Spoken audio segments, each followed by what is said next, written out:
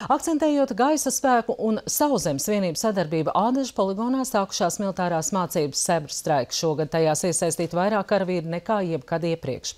Atbildot uz kādu žurnālistu uzdoto jautājumu, Nacionālo bruņoto spēku komandieris Raimonds Grauva gan noliedz, ka mācību vēriens būtu provokatīvs attiecībā pret Krieviju. Stāsta Anita Vērto. Pirmo reizi militārās mācības Seberstrike Ādažu militārajā bāzē norisinājās 2010. gadā, un kopš tā laika dalībnieku skaits pieaudzis vairāk nekā 3 reizes, šogad sasniedzot jau 6000 karavīru. Paplašināts arī norises valstu loks, Baltijas valstīm pievienojot arī Poliju, tāpēc mācību laikā Latvijā atradīsies aptuveni 1000 karavīru. Papildu tiem vēl arī aptuveni 200 dažādu militārās tehnikas vienību. Mācību galvenais mērķis ir praktizēt gaisa spēku atbalstu sauszemes operāciju veikšanā. Šeit plīsies gan F-16, gan, ko mēs visi jau pazīstam, gan arī, teiksim tā, tanku biedz.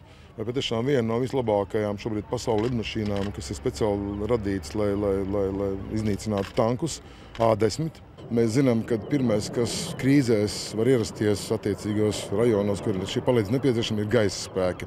Un šī koordinācija starp draudzīgiem gaisa spēkiem un mūsu bruņotajiem spēkiem un arī mūsu sabiedrotajiem ir ļoti, ļoti svarīga. Vadošā mācību valsts šogad ir Lietuva, tāpēc daļa Latvijas karavīri devušies uz turieni.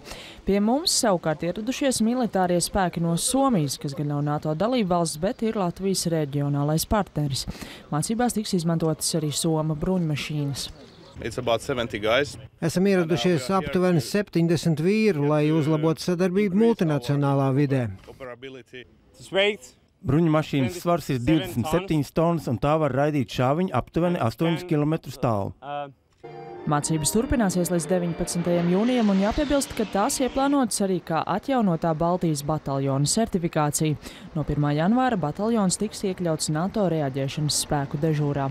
Anita Vērta, Lievans Milovs, Latvijas televīzija.